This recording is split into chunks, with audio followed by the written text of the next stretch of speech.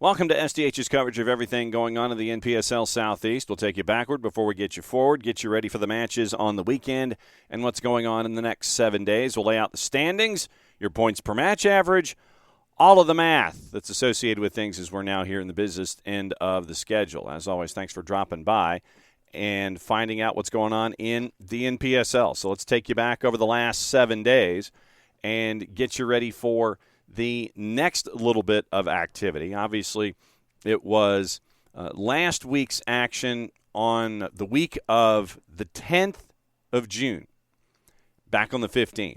Hickory, 6-1 winners over Port City at Moretz. We'll catch up with Carlos Rubio coming up in the second half of the show. Greenville United, Charlottetown Hops at John Paul II Catholic in Greenville, goalless draw. App FC, 3-2 winners over 865 Alliance. We'll catch up with head coach Dale Parker at App FC coming up in just a little bit at Silverbacks Park. It's time to catch up with our match of the week. Apotheos hosting Bristol Rhythm, and it is our own Jared Smith on the call. Here's our match of the week. 5 goals on the board, 4 of them to Apotheos, and a lot of them in the second half. Here's your highlights, courtesy of our friends at Apotheos, the NPSL, and ASMG. That's a goal for Bristol. Apotheos is looking at the AR. AR kept the... And they do have the ball. Apotheos not pressuring them too much. Asking them to get it up in the midfield before the pressure starts to ratchet up. Coyle able to get in. Flag stays down. The shot, it's in the net! That's a goal for Bristol. Apotheos is looking at the AR. AR kept the flag down. So that is a goal for Bristol. A fantastic ball through to Dan Pinkney. Pinkney with the left foot puts it just inside the post. And Bristol have picked up a 1-0 lead in the 41st minute. It's Andrew Chica who has slotted in there. Yolo Jones dropping back, trying to help facilitate. Fires that ball in. It takes a weird deflection. Gonzalez has got it. Gonzalez, oh, nice little turn. Gonzalez, nice little skip, a little chip. Oh, and a good bit of defensive work from Makanyi. Really combative here in the middle from Apotheos. Ball takes a bounce, and no whistle. Sanchez, elected in the back of the net. Apotheos tie it up off the deflection. Alvaro Sanchez has found the back of the net. Chaos reigns supreme at Silverbacks Park. Okay, a lot to unpack here. First of all, possible foul that's not given, and then it's just an unfortunate deflection. I believe it's Archie Day who does the right thing and throws his body in the way of the ball. Samuel McGee dives where the ball is going, then it deflects off of him, goes the other direction, and Apotheos find their equalizer in the 58th minute through Alvaro Sanchez. He may have taken one into the dome when he was in the wall. So unfortunately, Dan Pinkney has to exit the goal scorer tonight for Bristol Rhythm. Put in a good shift, dangerous getting behind. We'll catch up on the sub in just a moment. Lake Iaka's going to float this long, and it's knocked away. Fired in, and it's a goal! My goodness! Pick it out, Dave Nianhouse! That's a goal! By number 14, Nianhouse takes it out of the air at the edge of the 18. Didn't know he had that in his bag. My goodness, it should be on every highlight reel. We're going to get a hydration break, and he's going to use that hydration break probably to tell everyone about that. They play this short. They play it quickly. It falls to Tanaka. Tanaka's trying to turn and go. Tanaka, they're trying to pull him back. They can't pull him back. Tanaka's going, opening it up the whole way. Coyle is trying to stay in front of him. Tanaka, on his left. Tanaka!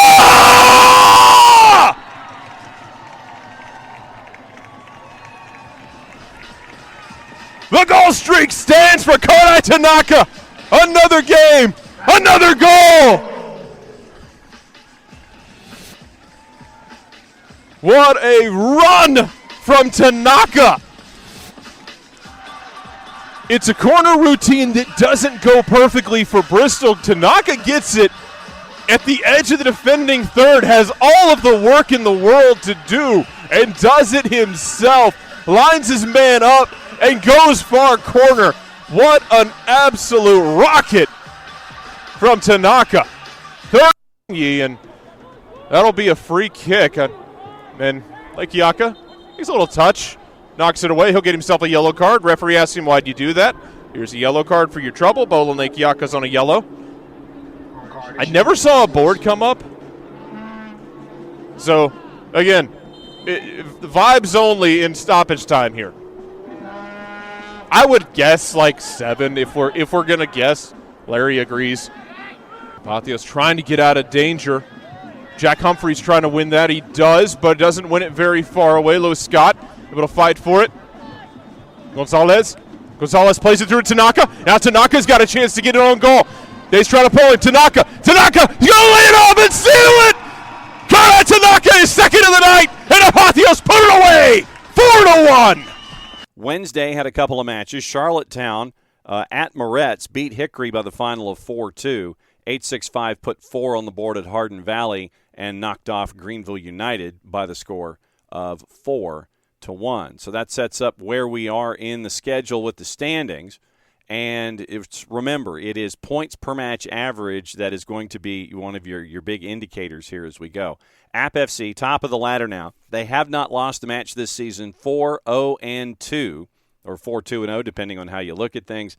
App FC, 16 matches, and 6 matches, 16 goals for. Their points per match average at 2.33, just ahead of Hickory's at 2.29. Hickory has played one more match. They're 5-1-1. Apotheos right now is in third after 4 matches. They have 4 wins. Their per match average, points per match average, is an even 2. Charlottetown Hops right now is at number 4 after their first 7 matches. They are at 4 wins, and it is 1 draw and 2 losses. They've only given up 5 goals, tied for the best defense in the NPSL Southeast with a goal difference of plus 12. Charlottetown right now is at 1.86 points per match. And then the second half of the grid, 865 Alliance right now is at 1.17 points per match. 6 matches played, 2 wins with a record of 2-1-3. Bristol Rhythm with a record of 1-0-5 in their first 6, averaging half a point per match. Greenville United at .43. Port City at 1/3 of a point per match. Neither Greenville nor Port City have won matches. Greenville this season has 3 draws and 4 losses. Port City in their 6 matches, 2 draws and 4 losses. So that sets up catching you up with all of our coaches and all of our dignitaries to find out what's going on here in the NPSL Southeast. First, as always, as we get you ready for what's going on the weekend, it's time to catch up with Diane Smith and find out what's going on with Bristol Rhythm. So you're back home finally after a lot of weeks on the road in a row. We are very excited to be back home. And, John, we have sun in the forecast. I feel safe saying that because it's Thursday, that there is legitimately no rain scheduled for our first ever home match with no rain. Whew, that is such a relief. But it's also really exciting to be back home. It feels like we have not been here in a long time. And we haven't, 3 straight weeks on the road. It's a long time for our supporters to not get to see us on our home stadium. Well, but at the same time, we've talked about it being a learning experience for you and for the organization and for the players to adjust to what it's like to be on the road, and what we talked about off air last time, I wanted to get into this time, to where it is truly a top-down affair where everyone's involved and invested, and they're doing things that you don't necessarily think about, but you're actually making meals for the players as a part of this, and as a part of the whole family environment. Yeah, so, travel is probably one of the biggest parts of our budget, and we definitely want to create a great experience for our players, even when they're away. And we have to feed these players. So for our first home game, my husband said, hey, why don't I just make sandwiches and we'll eat on the bus on the way down, because it's a long drive. Not the first, sorry, the second, when we were going to Charlotte, which was like a 3.5-hour drive. So he was like baking Friday night, making chicken salad. And Saturday morning, we woke up and we packaged like 35 brown paper bags full of chicken salad, homemade chicken salad sandwiches and snacks, so that as the players arrived on the bus, everybody got food.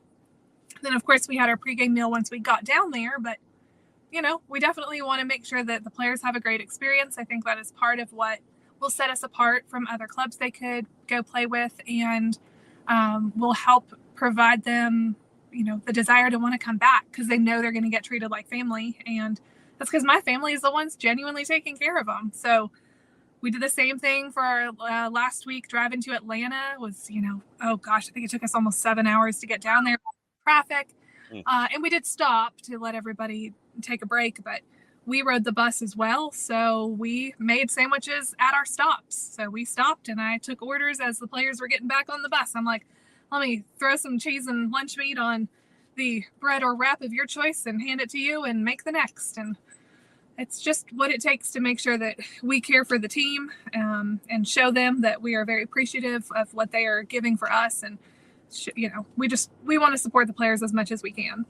Did you think that in any dimension of having this franchise that it would be this kind of grassroots family involvement, whether it's the supporters doing what they're doing, the billeting of the players, the making of the meals? Did you think that leading into this that you would have these kinds of experiences? Absolutely not. But I'm also really thankful for them. My husband played American football in college, so he's like, I don't want to ride the bus. I hate riding buses. I thought it was kind of fun. Like, it was fine for me. I got to interact with some of the players in a different capacity than I usually get to interact with them. And it helped me to really see, like, what is that experience like for them and get better feedback from them about what have they liked about this season. What do they want to see different for next season? Or what did we not do that they would really like us to do? Because we are coming off of some really good results with our attendance numbers. And I think that's a great time for me to start seeking out some additional community partners for next season and saying, this is what we want you to be part of. And here's why it would be beneficial for you just as well as beneficial for us. And now you're going into a home and home with 865, and then you get the matchup with Hickory. So we mentioned the challenges of being on the road 3 in a row, but now you've got 3 in a week, 2 of them against the same team, and 1 against Hickory, who right now is the lead. So it's going to be stern tests, but at least in this quick turnaround, you're back at home doing 2 of the 3. Yeah, so we've got 3 games over 8 days, home away home. So we've got a midweek game, which we haven't had yet. And then we end on the road. So at least our midweek Knoxville is a short trip. So the logistics of that are much easier. I don't foresee us needing to be cooking sandwiches on Tuesday night before loading up on the bus on Wednesday. But, if the players want it, we will take care of their needs. So the other thing that's great about Knoxville is it's close enough that I think our supporters will come and support the team because, as I've said, the last few weeks, we have had crowds at every away match, and that by far exceeded any expectation that we had to begin with. There are some teams with better results on the field and bigger attendance than we have, more established teams, and they don't travel as well as our team does. Next up, it's time to catch up with Hickory and find out what's going on after the match in the midweek, a really rough part of the schedule right now for Hickory FC. Here's their head coach, Carlos Rubio. All right, so it was a split week, and I guess we'll start with what happened with Hops. So I'll go ahead and ask, what happened with Hops? Yeah, a really good game of football. Both teams did well. After watching and reviewing the game, still think that we had the upper hand and the better chances, but at the end of the day, you got to be clinical in both boxes. And on the night, they were more clinical than we were. Therefore, they got the 3 points. But, yeah, disappointing result, but just looking ahead of what's next. Then you started your week. I guess let me ask this. How difficult was it to do 2 matches in a short period of time? What was it like to have that kind of turnaround, even coming off the big win with Port City? How difficult was the turnaround? It was okay. These boys are used to it due to the nature of college sports, so they mentally and physically ready to turn around from one game into another. So now we can look back now and say that was the reason why we lost yesterday. because we were ready to compete. So no, it was good. The game against Port City was a fantastic performance, and we were ready to compete yesterday. Now you go through, and it is the quick turn for you, where it's 3 matches in 8 days. You're back home, and it's against App. So I mean, it doesn't get any easier for you. I mean, but these are the nights that we love. This is what we do. This is what, when we look at the schedule, this is what we wanted. Everyone wants to be here on the biggest stage, in our home, in front of our crowd, and against the best teams in the country. So let's bring them on.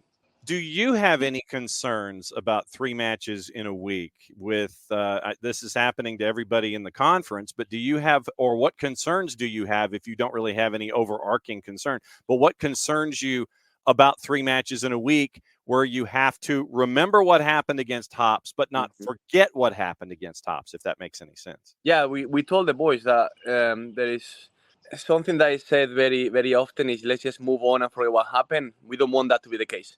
Regardless of us winning yesterday or losing yesterday, the game on Saturday is going to be affected by what happened yesterday. So we use it as fuel. This morning we trained at 10 a.m. Boys were buzzing and ready to get going. I got no doubt that I'm going to see the reaction that we want to on Saturday. That locker room is full of great character. So I got no doubt what's going to happen on Saturday. Then, as promised, the road trip from hell is now for Appalachian FC. 3 matches, 8 days, and it's all over the place. So we catch up with Del Parker to find out about the roadie and how they manage it. So last time out, it was at Ted Mackerel, and it was a 5-goal match. Do I dare say a 5-goal thriller in the win against 865? I wouldn't call it a thriller. I'd definitely say it was an entertaining game. I wouldn't go as far as saying it was a thriller. What'd you learn? I think no game is easy in this conference. I know we've said it a couple of times on previous interviews. As much as the controllers we had and as well as we played, we still managed to gift the opponent 2 goals, and then we had to come back and fight. We had to score 3 to win it, and I think that's kind of a modern trend in football right now. You're seeing it with the Euros, teams that like to control and like to have the ball and like to try and control on and off the ball.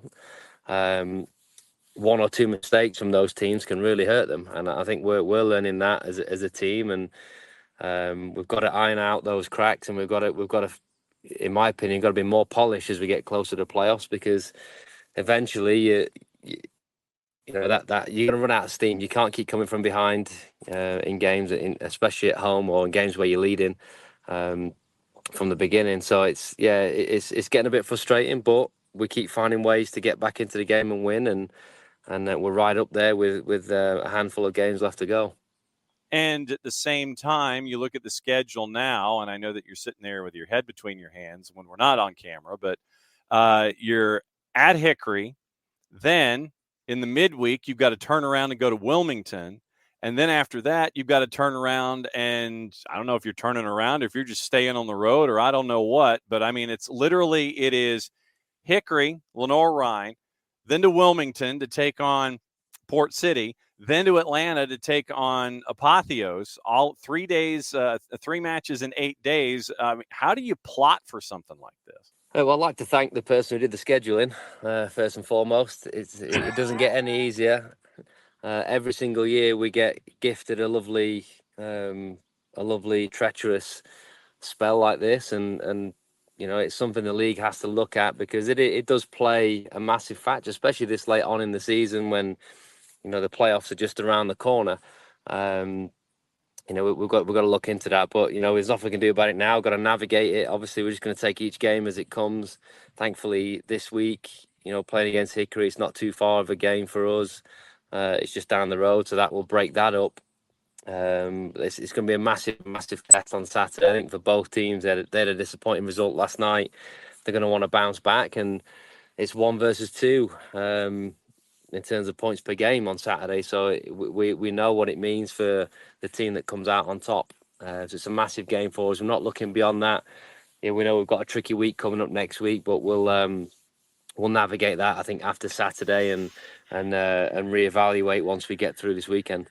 So, have you even thought about the whole travel plan after Hickory, about Wilmington and then driving back and then driving to Atlanta, driving back? Are you staying out? Do you know yet? Yeah, we have a plan in terms of what we're going to do. There'll be a few hotel stays along the way, but we've got to get back to Boone on that Thursday to make sure we get a couple of training sessions in so we can prep for Apotheos, and we can't take anyone for granted. We can't just show up and help them get the results. So the traveling plan will be meticulous. Like you said, it's almost ridiculous, right? We go our furthest trip out east, and then we follow it up 2 days later with the furthest trip the other direction. So, like I said, I'd like to take this time to thank the person who did the scheduling, and if I've upset them for whatever reason, please let me sit down with you and buy you a beer, and let's put it to rest. I think it's time we had a friendlier schedule. I mean, so you mentioned meticulous and you mentioned ridiculous, and I imagine that you're going to have to deal with a little bit of both because of the extremes that are attached to it. So the meticulous doesn't become ridiculous, even though it may look that way when it comes to all of the miles that you're clocking here. Yeah. I think I think the benefit, or not the benefit, the only saving grace is that a lot of these guys they're used to traveling, with their college teams, and the returning boys who've played with me for the last few years here, they're used to these long trips.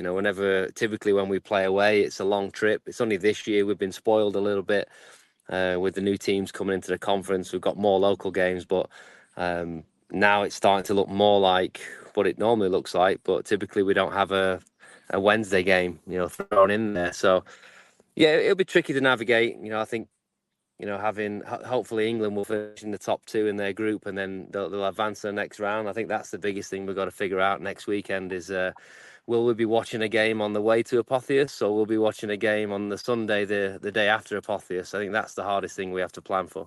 Last on the board, time to catch up with the head coach at Apotheos FC, Jon Mercado. Jon was on the morning show on the SDH network, and he broke down things as they're getting ready for the weekend that will be coming off of the win over Bristol Rhythm. Good morning, everybody. Hope everyone is having a great Friday. Sounds like it was an intense conversation as I was listening in right now. Yeah, we had to reset our poster board to how like at construction sites you always see the number of days since our last accident here at the construction site. We had the same kind of board for what we refer to as stupidity down here when it comes to the sport of soccer. So we had to reset our board to 0, and Nick and Jarrett and Maddie were discussing what was going on last night with Moise Bombito and people being oh my God.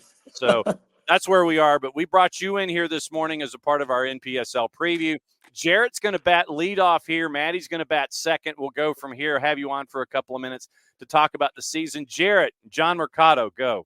Hey, Coach, good morning. I know it's 3 games left. It feels like it's a 3-game stretch for y'all and a 3-game sprint with, I think it's 1 road game and then 2 home games to finish it out. I wanted to get your idea of the overall picture for you, how this team has come together from the first time we saw them in the Open Cup game to what we saw the other night with that gritty come from behind 4-1 victory, just their entire growth.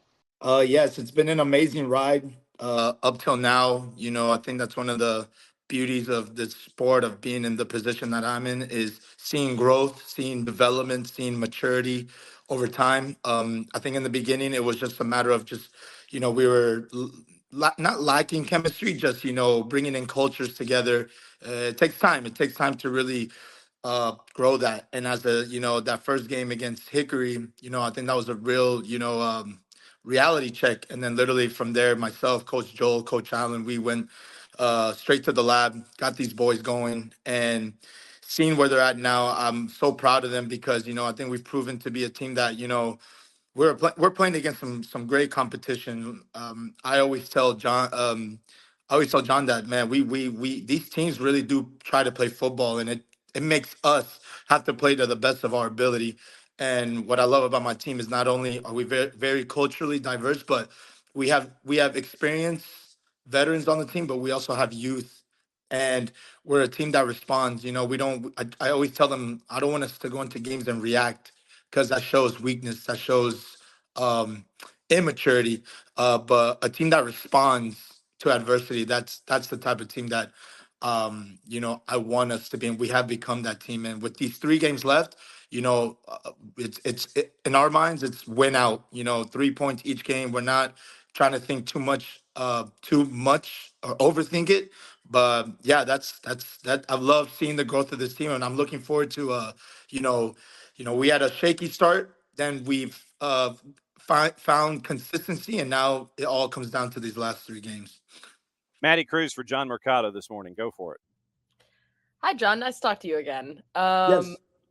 My question, we're talking about the last stretch here. You obviously have Greenville United tomorrow, and then you face off against Appalachian FC, and that will be at home, which is a huge victory going up against the number 1 seed in the Southeastern Conference right now.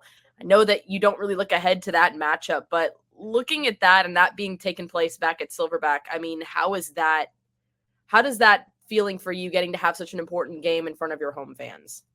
That game is, we're going to treat it like it's a final. We treat every game like a final, but that one's going to just have there's just a special taste to it. Going to their place and tying 2-2, that was a big experience. But I think now playing in front of our home crowd, in our community, I know our boys are going to be up for the challenge. They're going to be inspired. The fans, the ultras that we have, they really do light a fire in us.